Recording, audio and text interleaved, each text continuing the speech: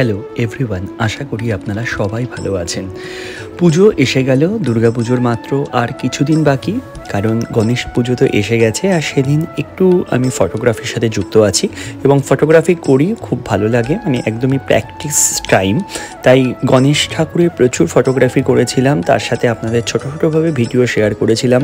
এখানে একটা এত সুন্দর মানে বলে না, গণেশ ঠাকুর দেখেছি এখন মৎস্য রূপে, মানে এখন তো সব এআইয়ের যুগ, আর এআইভাবেই দেখুন একজন শিল্পী, মানে শিল্পী দাদা ভাই দেখুন গণেশ ঠাকুরটা কী সুন্দর তৈরি করেছেন, মানে জাস্ট ফর্ম করে দিয়েছেন। এবং যারা মূর্তি করেন তারা সত্যিই শিল্পী, তারা কী সুন্দর অসাধারণভাবে এই গণেশ ঠাকুরটা তৈরি করেছে।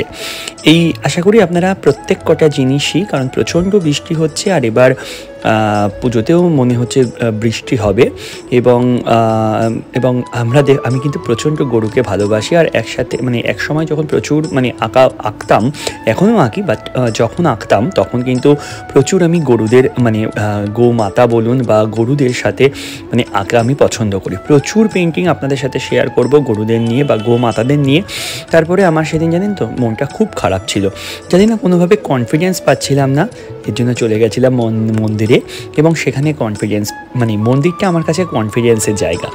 যাই হোক, এবং তারপরে তো গণ্য মহারাজের পুজো হয়, মানে অবশ্যই গণ্য মহারাজকে কিন্তু দুর্বা অর্পণ করবেন, কারণ এই স্টোরিটা জানি, আশা করি আপনারা সবাই জানেন।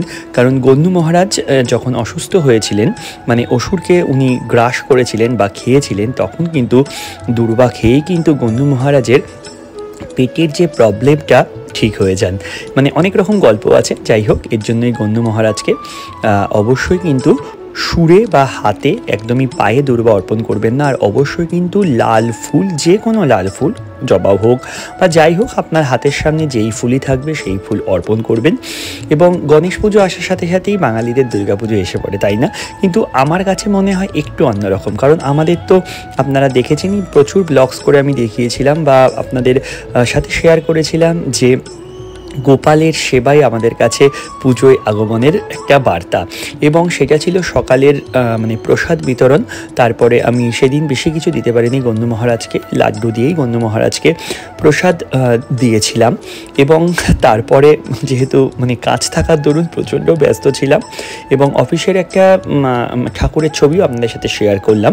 এবং তারপরে একটু মানে যেহেতু গণ্য মহারাজকে দর্শন করতেই হবে, কারণ গণ্য মহারাজকে দর্শন করলে মানে কথিত আছে যে দুর্ভোগ কাটে, তাই একটু আমার নেশা, কাজের ফাঁকে ফাঁকে গিয়ে গণ্য মহারাজকে দেখে এসেছিলাম এবং আপনাদের সাথে শেয়ার করিলাম।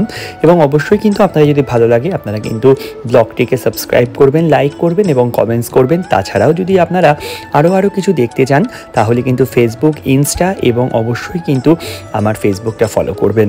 এবং যেই গণেশ ঠাকুরগুলোকে না মানে পুজো দেওয়া হয়েছিল, সেগুলোকে কি সুন্দরভাবে দেখুন নানানভাবে বিসর্জন দেওয়া হচ্ছে। এখন না সত্যিই খুব ভালো লাগে যে এই পুজোগুলো মানুষরা কত শ্রদ্ধাভাবে পালন করে। টাটা।